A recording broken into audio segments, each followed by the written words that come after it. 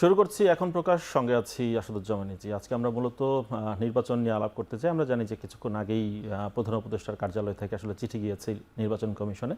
সেখানে আসলে ফেব্রুয়ারিতে ভোটের আয়োজন করতে বলা হয়েছে, এমনটা আমরা জানতে পেরেছি। সেসব প্রসঙ্গ সহ আরও জুলাই সনদ ঘোষণাপত্র, এইসব প্রসঙ্গ আমাদের আজকের আলোচনার বিষয় আসবে। আর এসব প্রসঙ্গে আলাপে আজকে আমাদের সঙ্গে স্টুডিওতে উপস্থিত রয়েছেন এবি পার্টির চেয়ারম্যান মুজিবুর রহমান মঞ্জু এবং সেই সঙ্গে রয়েছেন এনসিপির যুগ্ম সদস্য সচিব আলাউদ্দিন মোহাম্মদ। দুজনকে স্বাগত আমাদের এই আজকের আলাপে এবং আজকের এই আয়োজনে।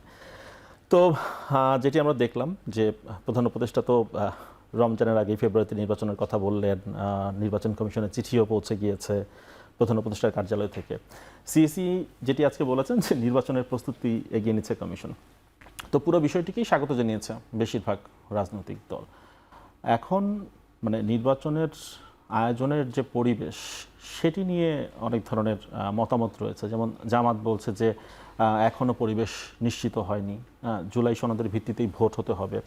এনসিপি আজকে যেটি বলেছে, আক্তারের বক্তব্য যেটি শুনলাম, সেখানে বলা হচ্ছে যে নির্বাচনের আগে বিচার এবং সংস্কার নিশ্চিত করার কথা। এগুলো আগেও তারা বলেছেন, মানে আপনারা বলেছেন। তো দেশের যে বর্তমান পরিস্থিতি, সেই পরিস্থিতিতে সুষ্ঠু নির্বাচন হওয়া কতটা সম্ভব? মঞ্জু ভাই, আপনাকে দিয়ে আলাপ শুরু করতে চাই। 11-এর সংখ্যা কি কেটে গেল? কাটলো কত? না, ধন্যবাদ। এখানে আলাউদ্দিন আছে এবং দর্শকবৃন্দকে শুভেচ্ছা। নির্বাচনের তারিখ ঘোষণা হওয়ার পরে কিন্তু একটা নতুন ডাইমেনশন আসবে। নির্বাচনের তারিখ ঘোষণা হওয়ার পরে আইন শৃঙ্খলা পরিস্থিতি বা যাদের উপর আইন শৃঙ্খলা নিয়ন্ত্রণের দায়িত্ব থাকবে, তারা হয়তো আরও একটু সিনসিয়ার হবে, এটা সবার প্রত্যাশা। ইলেকশন কমিশন তো আস্তে আস্তে টেক ওভার করবে টোটাল, কারণ তফসিল ঘোষণার পর তো সব প্রশাসন, পুলিশ সব তাদের আন্ডারে চলে যাবে। আজকে আমি দেখলাম যে স্বরাষ্ট্র উপদেষ্টা বলেছেন যে বিভিন্ন জায়গায় পোস্টিংগুলো লটারির মাধ্যমে হবে। তো এটা একটা খুব ভালো আইডিয়া, লটারির মাধ্যমে হলে। কারণ আমরা দেখি যে নানা তদবির চলে, যে আমার জায়গায় ইউএনও, ডিসি, এসপি, ওসি এগুলা নিয়োগের জন্য বিভিন্ন প্রার্থীরা এগুলো জোর তদবির করে। এখন এই লটারির মাধ্যমে সঠিকভাবে করতে পারবে কি না, সেটা একটা বিষয়। সবচেয়ে বড় কথা হচ্ছে সংকট, এটা যেটা আমরা দেখতে পাচ্ছি, যেটা আমাদের একটা স্থায়ী সংকট আছে। আর এমনি বর্তমান সংকট কি, আমাদের দেশে স্থায়ী সংকট হচ্ছে প্রশাসন যখন দেখে দুইটা দলের মধ্যেই সিরিয়াস কম্পিটিশন, কে আসবে ক্ষমতায়, তখন সে এক ধরনের ভূমিকা নেয়। কিন্তু যখন দেখে যে সে একটা সে বুঝতে পারে যে কারা ক্ষমতায় আসতে পারে, তখন প্রশাসন ওইদিকে আরও বেশি হেলে পড়ে। এটা আমরা অতীতের নির্বাচনগুলোতে আমরা দেখেছি। দেখবেন আপনি প্রত্যেকটা কেয়ারটেকার সরকারের অধীনে যে নির্বাচন হয়, যদিও আমরা বলি যে অপেক্ষাকৃতভাবে এই নির্বাচনগুলো ভালো হয়েছে, কিন্তু সেখানেও কিন্তু অভিযোগ আছে বিভিন্ন জায়গায়, বিভিন্ন কেন্দ্রভিত্তিক।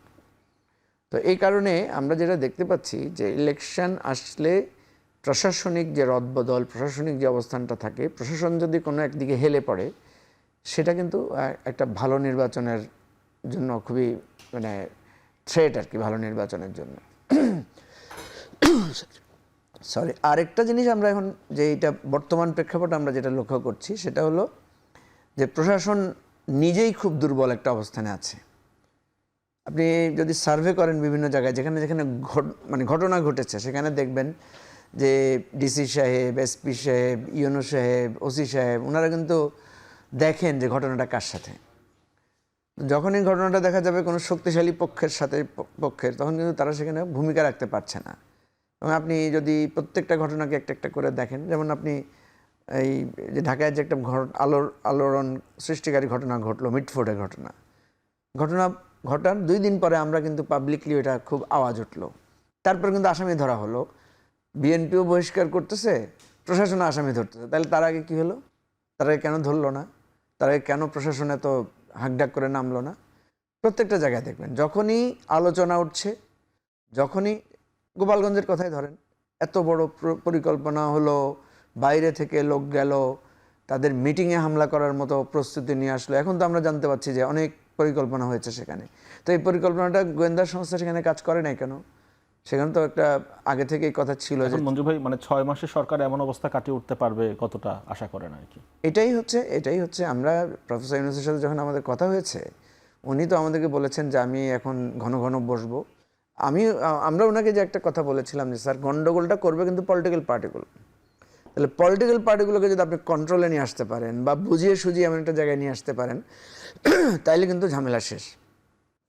এখন যে কথাটা সবাই ঝেড়ে কেসে বলছে না, সেটা হচ্ছে যেই দল মনে করবে যে আমি জিততে পারবো না বা আমাকে জিততে দেয়া হবে না, সে ইলেকশন করবে কেন? তাই না? কেউ তো হারতে ইলেকশন করতে চায় না। তো আমরা হয়তো একটা নতুন দল হয়েছি, আমরা হয়তো একটা নতুন এক্সপিরিয়েন্সের জন্য ইলেকশন করব, কিন্তু যেই দলগুলো খুবই মনে করে যে তারা খুব কন্টেস্টে আসবে, তারা কিন্তু চিন্তা করবে যে আমি জিততে পারবো কিনা, না জিততে পারলে সে ইলেকশন করতে চাইবে না। তো আচ্ছা, যখন গুরুত্বপূর্ণ দলগুলো যদি ইলেকশন না করে, তাহলে তো ইলেকশন আর প্রাণ থাকবে না ইলেকশনের। সেই জায়গা থেকে ইলেকশন হবে কিনা তখন সেটাও সেটাও একটা বিষয়। সংখ্যার জায়গা তৈরি হয়। মন্দির, আমি আসবো আপনার কাছে, একটু আলাউদ্দিন মোহাম্মদের কাছে জি, জি, ঘুরে sure, আসি। sure. আলাউদ্দিন মোহাম্মদ, সেটা হচ্ছে অনেক দলের কাছ থেকে আমরা যেটি শুনছি যে তারা যেটি বলছে জুলাই সনদ বাস্তবায়ন, সেটি অধ্যাদেশ জারি বা গণভোটের মাধ্যমে করার কথা, জুলাই সনদের আইনি ভিত্তি, তারপরে হচ্ছে জুলাই সনদের ভিত্তিতেই জাতীয় নির্বাচন, সেই দাবিগুলোর কথা আমরা শুনছি। এখন অনেকে আবার এই কথাও বলছেন যে এই সংস্কারকে পরবর্তী নির্বাচিত সরকারের উপর ছেড়ে দিয়ে মানে গোটা সংস্কারের প্রক্রিয়াটা অনিশ্চিত হতে পারে, এমন শঙ্কা কি আপনাদেরও আছে কিনা নির্বাচন ঘিরে? ধন্যবাদ আমার সহ আলোচক এবং আপনাকে সহ যারা দেখছেন সবাইকে শুভেচ্ছা। প্রথমত, এটা বাংলাদেশের যে অতীত অভিজ্ঞতা, আমরা দেখেছি যে যখনই আপনার এই ধরনের পরিস্থিতির পর গণতান্ত্রিক উত্তরণ ঘটে, তখন রাজনৈতিক দলগুলো তাদের কমিটমেন্ট রক্ষা করে না। রাজনৈতিক দলগুলো তখন বিভিন্ন ধরনের অজুহাত এবং তাদের যেই সাংগঠনিকভাবে যখন তারা এতটা শক্তিশালী হয়ে যায়, তখন তাদেরকে কেউ আসলে বাধ্য করতে পারে না। তো সেই প্রেক্ষিতে আপনি যদি 90-এর অভিজ্ঞতা দেখেন, আমরা 90-এর যেই 3 জোটের রূপরেখার যে কমিটমেন্ট, এই কমিটমেন্ট থেকে আমরা 96-তে এসে একটা বড় ধাক্কা খেলাম, যার কারণে জনতার মঞ্চ তৈরি হলো, সচিবালয় থেকে বিক্ষোভ শুরু হলো। তারপর যদি আবার দেখেন, আমরা 2001 সালে সেই ধাক্কা আরেকটা নির্বাচন পেয়েছি শান্তিপূর্ণ অপেক্ষাকৃত। আবার 2006 সালে দেখলাম যে আমাদের যে পাওয়ার সংবিধান সংশোধন করে বিচারপতির বয়স টয়স বিভিন্নভাবে আপনার ইস্যু করে আবার আপনার যে ট্রান্সফারের জায়গায় এসে বারবার আমরা হোঁচট খাচ্ছি। এখন যেই সংস্কারের কাজগুলো চলমান আছে, এগুলো কিন্তু কোনো নির্দিষ্ট দলকে সুবিধা দেওয়ার জন্য নয়, বরং এই সংস্কারগুলো হলে পাওয়ার যেই আপনার ট্রান্সফার, এই ট্রান্সফারের কাজটা স্মুথ হবে, যে জিনিসটা আমরা দীর্ঘদিন ধরে পাচ্ছিলাম না। এখন স্মুথ যে হবে, এখন আওয়ামী লীগ যেই কাজ করেছে, আওয়ামী লীগের এই গণহত্যা এবং তার যেই আপনার পাহাড় সম লুণ্ঠনের দায়ভার, এগুলো নিয়ে সে এখন রাজনীতি থেকে বিতাড়িত একরকম। এই অবস্থায় একটা রাজনৈতিক শূন্যতা তৈরি হয়েছে। এই শূন্যতার জন্য এখানে কোনো রাজনৈতিকভাবে আমরা কোনো ব্যালেন্স দেখতে পাচ্ছি না, এবং এই ব্যালেন্সটা নিশ্চিত করাও কিন্তু রাষ্ট্রের আর একটা গুরুত্বপূর্ণ কাজ।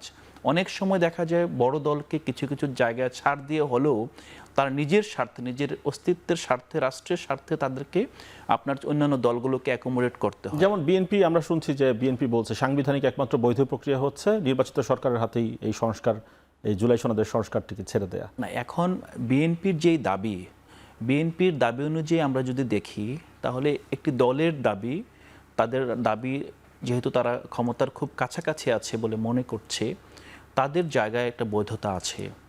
কিন্তু আমরা যদি সামগ্রিক অর্থে বলি, সংবিধানের যে আমূল সংস্কার, এটা কখনো নির্বাচিত সংসদে হতে পারে না।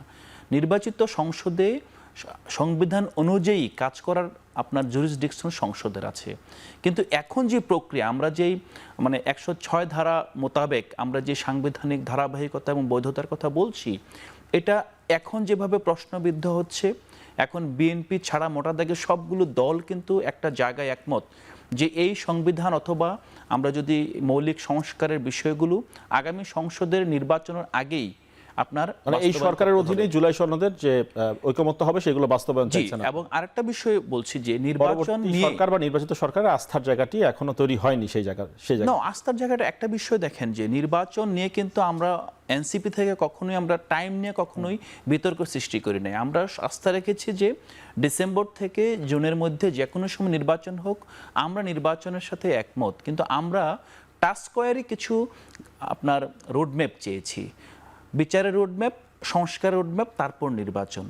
এখন আমরা বিচারের মতো হচ্ছে, আমরা আশা করছি সেখানে ন্যায় বিচারের স্বার্থে যতটুকু সময় প্রয়োজন, এখন বাকি কাজগুলো কখন হবে সেটা একটু নির্দিষ্ট রোডম্যাপ আপনাদের প্রয়োজন। সংস্কারের জায়গাটা আপনি একটা বিষয় যদি দেখেন, আমরা কোন জায়গায় আপত্তি করছি, জুলাই মাসেই জুলাই সনদ হবে, এইটাই সরকার থেকে বারবার কমিটমেন্ট দেওয়া হয়েছে।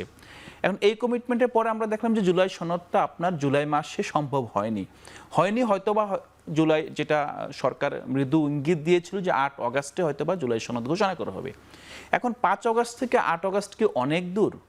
আমরা একটা জায়গায় আমরা একমত হতে চেয়েছিলাম যে জুলাই সনদ অনুযায়ী রাজনৈতিক দলগুলো যে যে জায়গায় ঐক্যমত্য হয়েছে এটা বাস্তবায়নের রূপরেখার সাথে আপনি নির্বাচনের ডেট দেন, তাহলে কিন্তু এখানে নতুন করার বিতর্কের অবকাশ থাকতো না। মানে একই সাথে ডেটটা আমরা এখন যেটা হয়েছে, আমরা ঘোষণাকে স্বাগত জানাই, নির্বাচনের টাইমলাইনকে স্বাগত জানাচ্ছি, কিন্তু একই সাথে আমরা উদ্বেগের সাথে লক্ষ্য করছি যে সংস্কার নির্বাচিত সংসদের হাতে গেলে এই সংস্কার কতটুকু বাস্তবায়ন হবে, সেটা নিয়ে এবং অনিশ্চয়তার সংখ্যা তখনকার এই সংস্কার বাস্তবায়নের ভ্যানগার্ড কারা হবে। যদি এই ছাত্র জনতা তখনও রাস্তায় নামতে হয়, তখনও যদি আপনার সরকারকে সংস্কারের জন্য চাপ দিতে হয়, তখন সরকার তখন তার রেগুলার কাজকর্ম কিভাবে চলবে?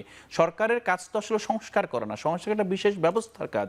সরকারের কাজ হলো রুটিন ওয়ার্ক করে একটা দেশকে এগিয়ে নিয়ে যাওয়া, তার নাগরিকদের সুরক্ষা থেকে তার আগেই বাকি নাগরিকদের অধিকার নিশ্চিত করা। আমি ফিরবো আলাউদ্দিন মোহাম্মদ, আমাদের একটি বিরতির সময় হয়েছে, বিরতির পর ফিরে এসে বাকি আলাপ করতে চাই। দর্শক, বিরতির পর আবার ফিরে আসছি এখন প্রকাশ্যে।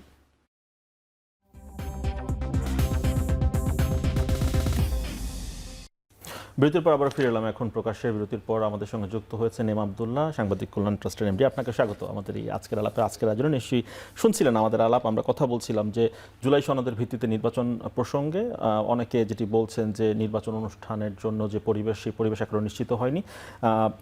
জুলাই সনদের আইনি ভিত্তি সেই অনুযায়ী নির্বাচন না হলে অনেকে মাঠে নামারও ঘোষণা, হুঁশিয়ারি দিয়েছেন, আমরা সেটি দেখেছি। তো আগামী নির্বাচনের যে তারিখ ঘোষণা, সেখানে অনেকে বলছেন যে জুলাই সনদ বাস্তবায়ন এবং সংস্কারকে নাকি অনিশ্চয়তার মধ্যে ফেলে দেওয়া হবে, কারণ এরপরে যারা ক্ষমতায় যাবেন তারা আসলে এই সনদ বাস্তবায়ন করবেন কি করবেন না সেটি নিয়ে এক ধরনের অনিশ্চয়তার জায়গা রয়েছে বলে অনেকে মন্তব্য করছেন। আপনার কাছে কি মনে হচ্ছে ইমাম আব্দুল্লাহ? ধন্যবাদ। যারা দেখছেন এবং দেখবেন সবাইকে শুভেচ্ছা। আমার 200 আলোচক, খুব ঘনিষ্ঠ মানুষজন, তাদেরকেও শুভেচ্ছা জানাচ্ছি। দেখুন, এই যে সংশয়টা কেন, বাংলাদেশের রাজনৈতিক ইতিহাসটা যাদের জানা আছে তারা এই জন্যই সংশয় প্রকাশ করছেন যে জুলাই সনদ আদৌ বাস্তবায়ন হবে কিনা রাজনৈতিক সরকারের আমলে। অতীত অভিজ্ঞতা তো আমাদের সুখকর নয়। রাজনৈতিক দলগুলো যখন বিভিন্ন প্রতিশ্রুতি দিয়ে ক্ষমতা যায়, ক্ষমতা যাওয়ার পর তাদেরকে ভিন্ন চেহারায় দেখা গেছে, এই কারণেই এ ধরনের সংশয় তৈরি হচ্ছে।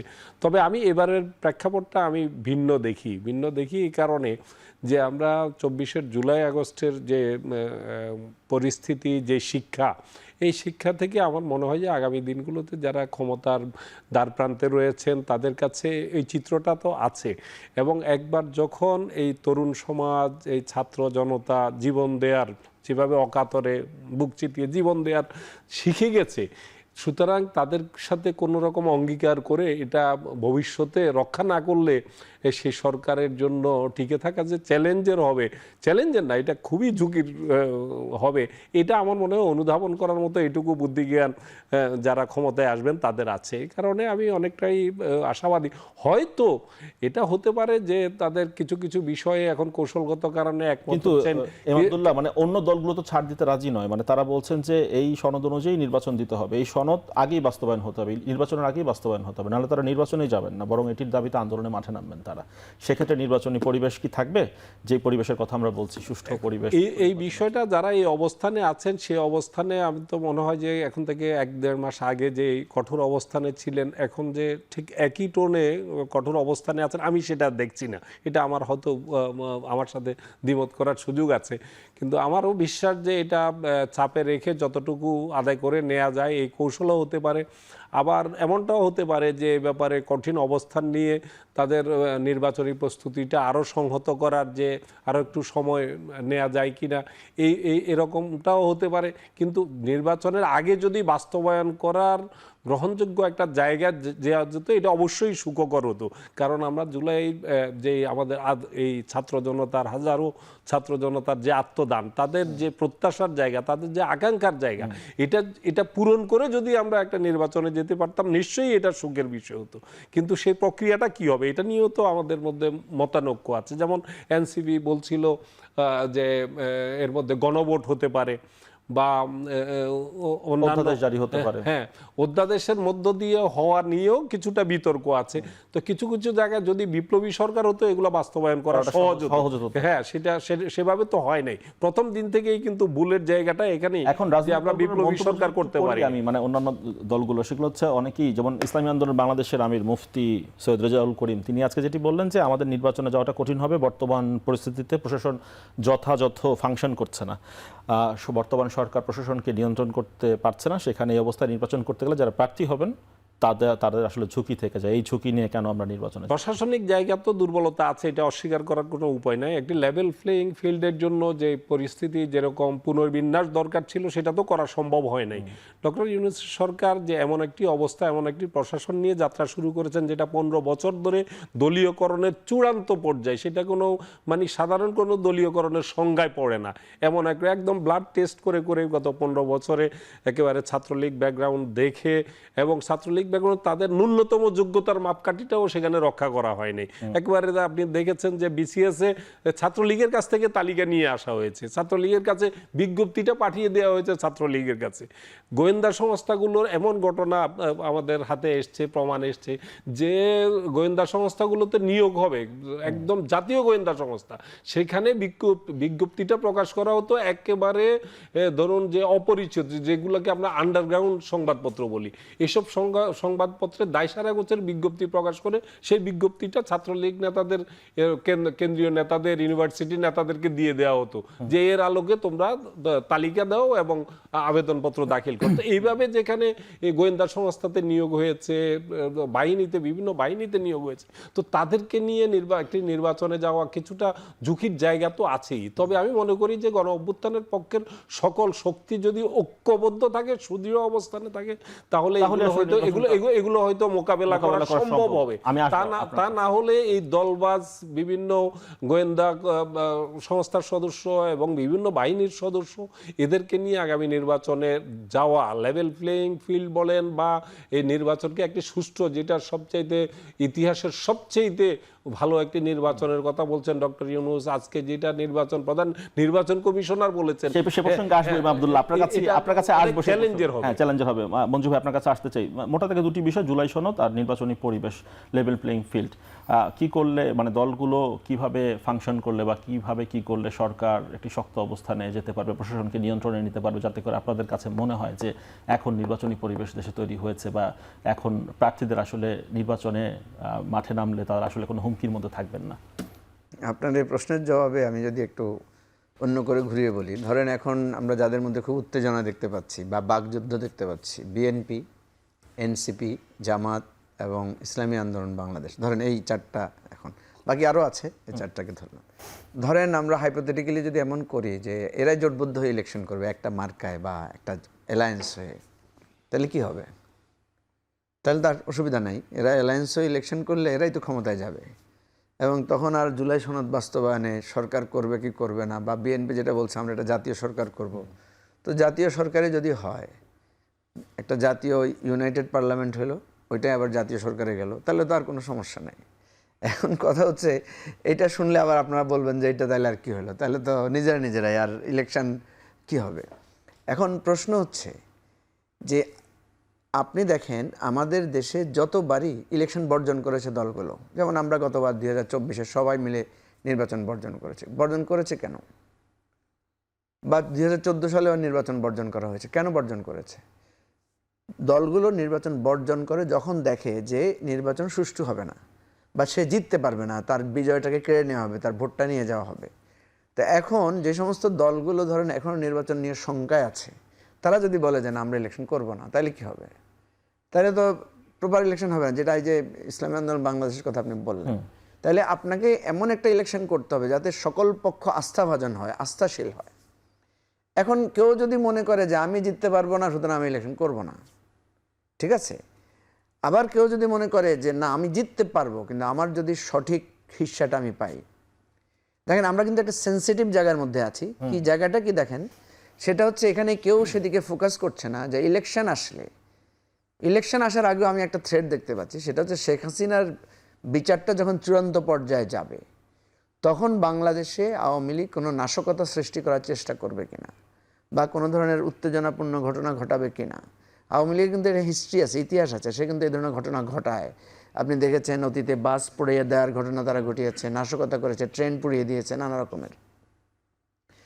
আমরা কিন্তু এইটা একটা শঙ্কা আছে, এরকম একটা সিচুয়েশন হলে আপনি দেখেছেন তো, মানে আমাদের রাষ্ট্রটা এখন এত ভালনারেবল পজিশনের মধ্যে আছে।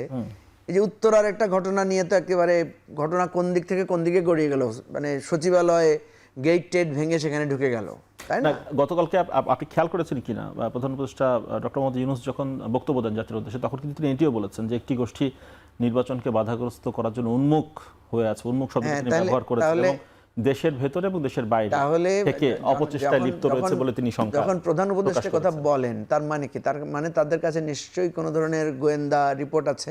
মাঝখানে আপনি দেখেছিলেন কিনা 5-7 দিনের একটা রেড অ্যালার্ট জারি করেছিল, যে 4 থেকে 11 তারিখ বা এরকম একটা ডেট ছিল। তো এখন কথা হচ্ছে ওই রকম পরিস্থিতি হলে আমরা তখন কোন দিকে মোড় নেব, আমাদের কনসেন্ট্রেশনটা কোন দিকে থাকবে? মানে এই ধরনের সংঘাতময় পরিস্থিতি এড়ানোর জন্য তো দলগুলোকে তখন ঐক্যবদ্ধ। হ্যাঁ, আমি সেই জন্যই বলছি, আমি এই জন্যই বলেছি যে আমরা কিন্তু একটা জটিল পরিস্থিতির মধ্যে দিয়ে আছি কিন্তু। এবং আমি ইলেকশনে বারবার বলছি, আমি জানি না অনেক কেউ এটাকে গুরুত্ব দিচ্ছেন কি দিচ্ছেন না, সেটা হচ্ছে আওয়ামী লীগ কিন্তু একটা খেলা খেলবে ইলেকশনের সময়। সে যদি ইলেকশনে পার্টিসিপেট করতে নাও পারে, একটা তো সে অন্য দলের মাধ্যমে করার চেষ্টা করবে। সে যখন অন্য দলের ঘাড়ে ভর করবে, তখন লোকাল ইলেকট্রাল বিহেভিয়ারটা কেমন হবে? আমি জাস্ট উদাহরণ হিসেবে আপনাকে বলি, ধরেন আলাউদ্দিন ইলেকশন করছে তোমার গাজীপুর না কুমিল্লা ধরেন, বা ওনার আবদুল্লাহ ভাই ফেনী থেকে ইলেকশন করছে, আমি দুজনকে দিয়ে উদাহরণ দিচ্ছি। উনি যখন ইলেকশন করতে যাবেন, যখন দেখা যাবে যে অন্য একটা নামে আওয়ামী লীগের লোক ইলেকশন করছে, তখন উনার সাপোর্টাররা কিন্তু বলবে যে ফ্যাসিবাদ এখানে ইলেকশন করার চেষ্টা করছে, একটা টেন্স ক্রিয়েট হবে। তখন একটা প্রশ্ন দেখা দিবে যে সে ইলেকশন করতে পারবে কিনা। তখন ওখানে যে একটা সংঘাতময় পরিস্থিতি হবে, এবং দেখা যাবে যে সে যদি জিতার সম্ভাবনা থাকে, তখন কিন্তু মূল অভিযোগ থাকবে যে এ কিন্তু ফ্যাসিবাদী লোক, আওয়ামী লীগের লোক, সে জাতীয় পার্টির আন্ডারে বা কমিউনিস্ট পার্টির আন্ডারে বা অন্য একটা দলের আন্ডারে সে ইলেকশন করছে। এই জায়গাগুলো কিন্তু এখন সেটেল হয় না আমাদের এখানে। এই জায়গাগুলো কিভাবে সরকার মোকাবেলা করবে, কিভাবে মোকাবেলা করবে, তাই না? এটা নিয়ে তো একটা খোলামেলা আলোচনা করতে হবে যে আমরা আসলে কিভাবে দেখব বিষয়টাকে। দেখেন, এখন পর্যন্ত আওয়ামী লীগের কার্যক্রম নিষিদ্ধ করা হয়েছে, কিন্তু জাতীয় পার্টি বা ওয়ার্কার্স পার্টি বা যে সমস্ত আওয়ামী লীগের লেসপেন্সার যারা ছিল, তাদের ব্যাপারে আমরা কোনো সিদ্ধান্ত নেই নাই। এখন ধরেন পুরো আওয়ামী লীগ যদি জোট হয়ে ওয়ার্কার্স পার্টির নামে ইলেকশন করে, তখন আমরা কি করব বিষয়টাকে নিয়ে? এই কথাগুলো কেন বলছি? কারণ আওয়ামী লীগ কিন্তু এখন সংঘবদ্ধ, তারা চেষ্টা করবে একটা গন্ডগোল লাগানোর জন্য, এবং গন্ডগোল লাগবেই যদি যেখানে কোনো না কোনো প্রার্থী প্রধান হয়ে উঠবে। এটা কারণ আমরা তো রাতারাতি চেঞ্জ করতে পারবো না আমাদের চরিত্র। আপনি ইতিমধ্যে দেখেন 2-4টা ঘটনা যদি দেখেন, কোথাও কোথাও বিএনপির সাথে জামাতের মারামারি হয়ে গেছে না? ঢাকা বিশ্ববিদ্যালয়ে ছাত্র শিবিরের সাথে যে ছাত্র ইউনিয়ন মানে বাম ফ্রন্টদের একটা গন্ডগোল লেগে গেছে না? আপনি দেখেন কক্সবাজারে নাসিরউদ্দিন পাটোয়ারি একটা কথা বলেছে, সেটাকে কেন্দ্র করে কক্সবাজারে এনসিপির মঞ্চ ভাঙচুর হয়েছে না? তো ইলেকশনের সময় তো এগুলো আরো বাড়বে। সুতরাং এই জায়গাটা নিয়ে আসলে এখনো ভাবনা চিন্তার জায়গা কিভাবে সামাল বলছি যে ইলেকশনে শুধু ইলেকশন ডেট ঘোষণা করা ইস্যু না। ডক্টর ইউনূস যদি একটা ফ্রি ফেয়ার ইলেকশন করতে না পারেন, এবং ইলেকশনের পরে যদি একটা কিছু দল এসে বলেন যে ইলেকশন সুষ্ঠু হয় নাই, আপনি একটা জিনিস খেয়াল করেন যে এবার ইলেকশন কিন্তু প্রচুর পরিমাণে মিডিয়ার ফোকাস থাকবে, কারণ মিডিয়া তো ফ্রিলি কাজ করবে, এখন সাংবাদিকেরা ফ্রিলি কাজ করবে। ধরেন 20টা ফুটেজ এরকম বেরিয়ে আসলো যে কোনো একটা জায়গায় বসে লোকেরা ধানের শীষে সিল মারছে, বা শাপলায় সিল মারছে, বা দাঁড়িপাল্লায় সিল মারছে, যেটা ওই যে নৌকার সময় আমরা দেখলাম না, 2 মিনিটে 20-25টা ভোট। এবার আমরা জানি যে পুলিশের গায়ে বডি ক্যামেরাও থাকবে। তো এই ধরনের ঘটনা যদি ঘটে, তখন ইলেকশন প্রশ্নবিদ্ধ হবে না। এবং আমাদের যেই সংস্কৃতিতে আমরা অভ্যস্ত, কারণ আমরা তো একটা first pass the post system, যেটা সেটাতে হচ্ছে আমি আবদুল্লাহ ভাই থেকে যদি 10 ভোটও বেশি আমি জিতে যাব, তো আমি 5টা কেন্দ্র দখল করলেই তো আমি জিতে যাচ্ছি। তাহলে 95টা কেন্দ্রে যদি প্রপার ভোট হয়, মানুষ তো বলবে হ্যাঁ হয়েছে তো, 95 কেন্দ্রে শান্তিপূর্ণ হয়েছে, 5টাতে না হলে কি হয়েছে? ওই 5টা দিয়ে তো আমি আবদুল্লাহ ভাইকে হারাই দিব, বা আবদুল্লাহ ভাই আমাকে হারাই দেবে। এই জটিল জায়গাগুলো আলোচনা তুলে যদি আমরা সমাধানে না পৌঁছাই, এই ইলেকশন তো আমাদের জন্য আরেকটা, আপনি শুধু ইলেকশন করলে একটা গণতান্ত্রিক সরকার আসবে তা তো না। ডে 1 থেকে যদি সরকার চ্যালেঞ্জের মুখে পড়ে, ডে 1 থেকে সবাই যদি বলে যে আমরা এই নির্বাচন মানি না, তখন কি হবে? এই জন্য বলছি যে এই জটিল আলোচনাগুলো নিয়ে কিন্তু ফোকাস করা হচ্ছে না, যদিও প্রধান উপদেষ্টা বলেছেন যে উনি এদিকে কথা বলবেন। সেই জন্য আমি বলি কয়েকটা জিনিস হতে পারে। আমরা যদি দেখি বেশি গন্ডগোল হচ্ছে, আমরা বলি যে ভাই এই 5টা বছর একটা মিলেমিশে একটা সংসদ করেন, নাম্বার 1। আরেকটা সহজ সলিউশন আছে যেটা আমি দিয়েছিলাম, যে তাইলে আরেকটা কাজ করেন যে এই নেগোসিয়েশনের দরকার নাই, আপনি লোয়ার হাউসে আপনি পিআর সিস্টেম দিয়ে দেন। তখন হবে কি, প্রত্যেক দল কিছু কিছু ভোট পেয়ে তার প্রতিনিধি পার্লামেন্টে থাকবে, তখন সে মনে করবে যে না, অসুবিধা নেই, আমি তো আমার পার্লামেন্টে প্রতিনিধিত্ব কোনো না কোনো ভাবে রয়েছে আছি। পার্লামেন্টে। কিন্তু এইটাও তো আপনি একমত হবেন না, এটা তো বৈধ পথ। ওইটাকে হয়তো আপনি মনে করতে পারেন এটা আউট অফ দি, আপনি এগুলো কি বলেন, অবৈধ চিন্তা, নিজেরা ভাগ বাটোয়ারা করে পার্লামেন্টে যাবো, এটা কেমন কথা। আপনাকে যেতে হবে না, আপনি এখন যে সরকারটা করেছেন গত 2 বছরের, এটাও তো একটা ভাগ বাটোয়ারার সরকারই তো। জি মঞ্জু ভাই, আমি ফিরবো আপনার কাছে একটু আলাউদ্দিনের কাছে যাই। আলাউদ্দিন, সেটা হচ্ছে চিঠি তো পেয়ে গেছে, আমরা জানি ইলেকশন কমিশন প্রধান উপদেষ্টা কার্যালয় থেকে, কিন্তু এই নির্বাচন কমিশনে তো এনসিপির আস্থা নেই, এরকমটা আমরা জানি আপনাদের কাছ থেকে সেই বক্তব্য শুনি যে এই ইসির অধীনে নির্বাচনও করবে না, এনসিপি এমন ঘোষণা দিয়েছে। এখন তো আসলে নির্বাচনের ট্রেন্ড যেভাবে যাচ্ছে, ইসি তো তফসিল ঘোষণা করে দিবে, মানে তার অধীনে আপনারা নির্বাচনে যাবেন শেষ পর্যন্ত? এটা একটা অনেক বড় সিদ্ধান্ত। নীতিগতভাবে আমরা এই ইসির পুনর্গঠন চাচ্ছি দীর্ঘদিন ধরেই, কারণ যখন ইসি গঠনের জন্য নাম চাওয়া হয়েছিল আমরা কিন্তু তখন নাম দেইনি, এবং আমি বিশ্বাস করি আরও কয়েকটি দল নাম দেয়নি, কারণ তখন এমন একটা সময়ে ইসির আপনার নিয়োগটা হয়েছিল, কেউ চিন্তা করে না যে এই ইসি দিয়ে ইলেকশন হয়ে যাবে। কারণ নির্বাচন ব্যবস্থা সংস্কার কমিশন সবেমাত্র সংস্কার প্রস্তাবগুলো নিচ্ছে, ওরা নিজেরা কম্পাইল করছে, এবং তার আগে ইসি গঠিত হয়ে গিয়েছে। এর আগে ইসি গঠিত হয়ে গিয়েছে। এবং কোন ইসি গঠিত হয়েছে? 2022 সালের যে ফ্যাসিস্ট আইন, যে আইনটাকে বিএনপি প্রত্যাখ্যান করেছে, সেই আইনের অধীনে যে হাবিবুল আওয়াল পদত্যাগ করেছেন এবং এখানে নাসিরউদ্দিন সাহেব জয়েন করেছেন।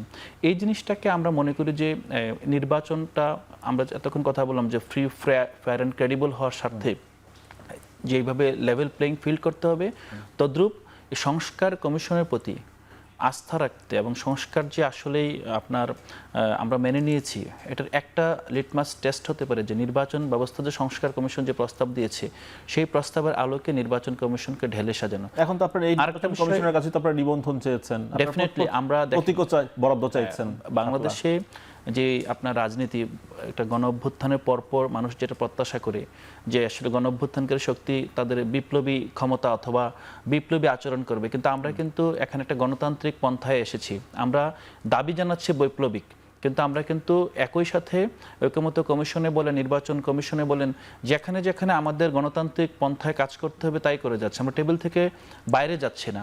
এটা আমাদের, আমরা বলবো যে গণতান্ত্রিক ব্যবস্থার প্রতি আমাদের রেসপেক্ট, এবং আমরা এই সিস্টেমের প্রতি আস্থা রেখে এই জাতি যেই রক্ত দিয়েছে তাদের প্রতি আমাদের একটা সম্মান জানিয়ে আমরা প্রসেসটাকে এগিয়ে নিয়ে যাচ্ছি। একই সাথে আমাদের আপনাদের যে অবস্থান ছিল সেটির বদল হয়নি। ইসির প্রতি আমাদের অবস্থান এটা বদল হওয়ার কথা না। আরেকটা বিষয় আপনাকে বলি যে আমরা যেটা বলছি লেভেল প্লেইং ফিল্ড, এই বছর গণঅভ্যুত্থানের পরপর আমাদেরকে সবাই, মানে মানুষের মধ্যে মধ্যে একটা হচ্ছে এবার নির্বাচন হবে ৭১-এর পরের নির্বাচনের মতো, কারো টাকা লাগবে না। হ্যাঁ, ৭১-এর পরে অনেক কলেজ শিক্ষক, আপনার অনেক সাংবাদিক, অনেক আপনার সিভিল সোসাইটি অ্যাক্টিভিস্ট নির্বাচনে জয়ী হয়ে এসেছিলেন। এখন এই সময়টা তখন সবাই প্রত্যাশা করেছিল, কি প্রত্যাশা করেছিল? যে এই যে অবৈধ টাকা, কালো টাকার যে লেনদেন, দুর্বৃত্তায়িত যে নির্বাচন ব্যবস্থা, সেটার অবসান ঘটেছে। কিন্তু আমরা 1 বছরে যা দেখেছি, এখন আমাদেরকে অনেকে প্রশ্ন করে যে ইভেন আপনাদের টকশোতে আসলে প্রশ্ন করে নির্বাচন করবেন কিনা। না, আমরা বলি ধরুন নির্বাচন যে করব, নির্বাচন করতে যেই পরিমাণ টাকার বার দেওয়া হয়েছে এখানে, বিশেষ করে গত 15 বছরে, এটা থেকে তো আমরা বের হতে পারছি না। এখন দেখেন বিএনপির সামনে বড় প্রতিপক্ষ নাই, বিএনপি বলেন জামাত, তারপর আপনি অন্যান্য দলগুলো দেখেন, তারপরেও কিন্তু আপনার আশাই করছে না যে 10-20 কোটি টাকার নিচে কোথাও নির্বাচনে জিতে আসবেন। এই যে টাকার দৌরাত্ম্য এবং যে মাসল পাওয়ার, প্রশাসনিকভাবে লেভেল প্লেইং ফিল্ড করলেন, কিন্তু স্ট্রাকচারালি এই টাকাকে যদি আপনি নির্বাচনী মাঠে যদি ব্যয় করার মতো রাস্তা এখনো থাকে, তাহলে আসলে এখানে এই নির্বাচন যতই বলেন না কেন, এটা যেই গোষ্ঠীর কাছে আগে রাষ্ট্র ক্ষমতা ছিল, রাষ্ট্রের শাসনভার ছিল, এই গোষ্ঠী ভিন্ন নামে, ভিন্ন চরিত্রে, ভিন্ন পরিচয়ে আমাদের সামনে আসবে। আমরা যে গণরাষ্ট্রের কথা বলছি, যেই তরুণ জনতা রাস্তায় নেমে এসেছিল, সাধারণ মানুষ রাস্তায় নেমে এসেছিল, আপনার বড় যারা পলিটিক্যাল লিডার তারা কিন্তু রাস্তায় ছিল না। হ্যাঁ, ইভেন পলিটিক্যাল লিডার না শুধু বলছে, যারা সমাজে একটু ওয়েল অফ, তারা ঘরে বসে সোশ্যাল মিডিয়াতে বিভিন্নভাবে তারা সংহতি জানিয়েছিল। কিন্তু একমাত্র তরুণরা, যারা ক্লাস ব্যতি রেখে যে কোনো ক্লাসের তরুণরা রাস্তা নেমেছে। দ্বিতীয়ত হলো আমজনতা, সাধারণ জনতা রাস্তা নেমেছে। তারা যে রাষ্ট্র, তাদের সেই রাষ্ট্রটাকে এই নির্বাচনের মাধ্যমে বোঝানো সম্ভব? তার মানে আমি এটা বলছি না যে নির্বাচন হবে না, এই নির্বাচন ব্যবস্থা সম্ভব না, বাট আমাদের যে নির্বাচন কমিশন ব্যবস্থা, যেই সংস্কার প্রস্তাব এসেছে, তার মাধ্যমে যদি আপনি প্রার্থী কত টাকা খরচ করতে পারবে এবং সেখানে তার যে নির্বাচন বিধি, সেটা যদি যথাযথভাবে প্রয়োগ করা যায়, আমার মনে হয় এটাই হবে লেভেল প্লেইং ফিল্ড। ওই বার দিয়ে দেওয়ার পরও প্রার্থী যদি বাড়তি খরচ করেন, সেই বিষয়গুলো যে অতীতে আসলে ফাইন্ড আউট হচ্ছে, ধরা পড়েছে, এমনটি কিন্তু নয়। সবকিছু এটা একটা বিষয় হয়নি। আমরা একটু বিরতি নিয়ে ফিরে আসি আলাউদ্দিন, বিরতির পর বাকি আলাপের সুযোগ হবে। দর্শক, বিরতির পর আবার ফিরে আসছে এখন প্রকাশে।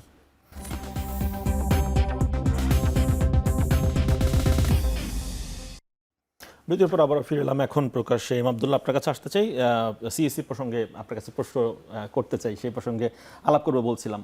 সিএসসি আজকে একটি কথা বলেছেন যে প্লেয়াররা যদি সবাই ফাউল করার নিয়তে মাঠে নামেন, তখন রেফরির পক্ষে সেই ম্যাচ পণ্ড হওয়া থেকে রক্ষা করা সম্ভব না। লাল কার্ড কয়জনকে তিনি দেখাবেন? সুতরাং যারা খেলবেন তাদের তো অনেক বড় দায়িত্ব, বিশাল দায়িত্ব রয়েছে। তো বেশিরভাগ নির্বাচনী যারা প্লেয়ার, তাদের তো নিয়ত ঠিক রাখতে হবে। সেই দিকে আপনার পরিস্থিতি কেমন দেখছেন দেশের এই মুহূর্তে, যারা নিয়ত ঠিক রেখে মাঠে নামবেন? এই নিয়ত তো বাংলাদেশের রাজনীতিকদের নিয়ত ঠিক রাখার, এই নসিহত করা, এটা খুব বেশি কার্যকর নসিহত বলে আমার কাছে মনে হয় না।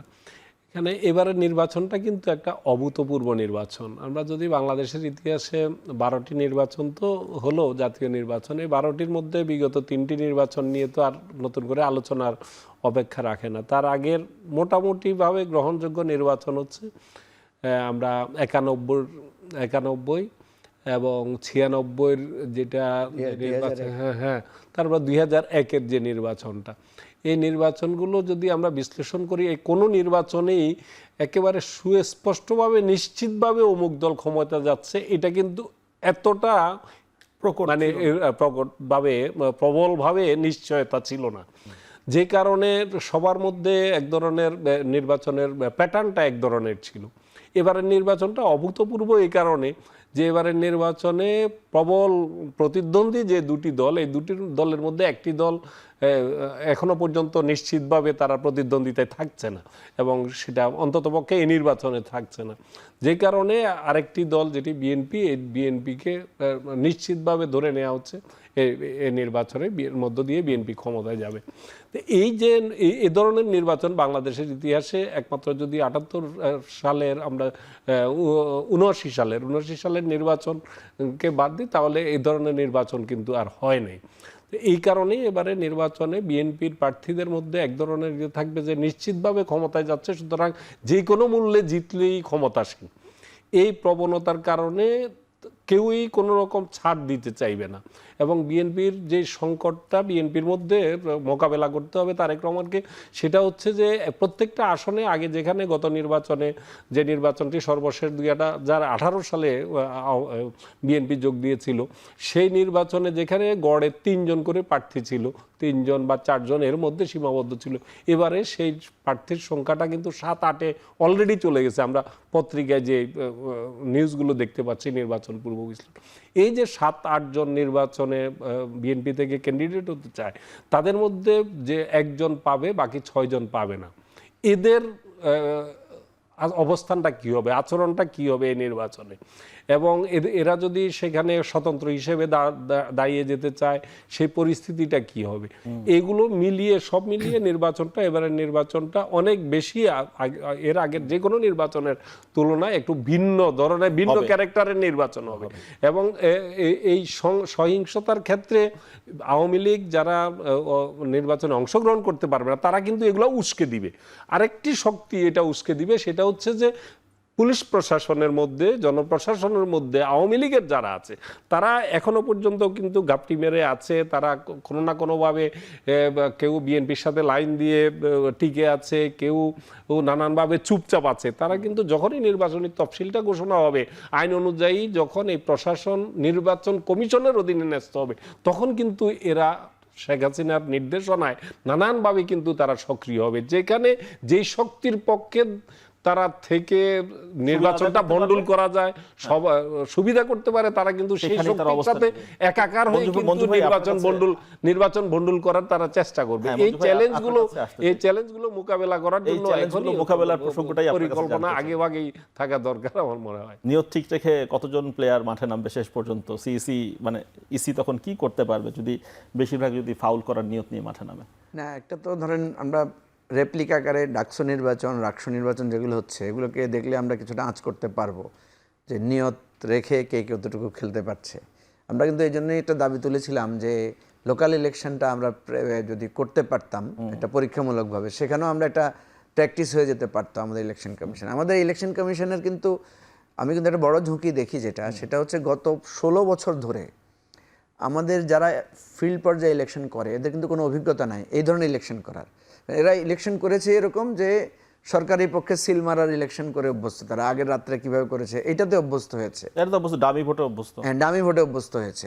কিন্তু দীর্ঘদিন ধরে আমাদের এই যারা প্রিসাইডিংয়ে কাজ করবে, আমাদের ইলেকশন পরিচালনা করবে, এরা কিন্তু 16 বছরে এদের অভিজ্ঞতা কিন্তু শূন্য হয়ে গেছে, বা ইলেকশন কমিশনের টোটাল ফ্রেমওয়ার্ক কিন্তু ফেল করে গেছে, যে লাইন ধরে লোকেরা এসে ভোট দিবে, সকাল থেকে সুন্দরভাবে দিবে, এই ধরনের অভিজ্ঞতা নাই কারো কিন্তু। তো এখানে একটা বিরাট চ্যালেঞ্জ আছে। সেজন্য চিফ ইলেকশন কমিশনার যেটা বলেছেন এটা কিন্তু এক ধরনের সারেন্ডার করা ওনার কাছে। আমরা কিন্তু প্রফেসর ইউনূসকে এটাই বলেছি যে স্যার, এখানে যদি রাজনৈতিক দলগুলোর থ্রেটটা কমে যায় তাহলে কিন্তু পুলিশের আর প্রেশারটা থাকে না। তো সেজন্যই আমি বারবার এই কথাটা বলছি যে আপনারা এটা নিয়ে একটা রিসার্চ করেন।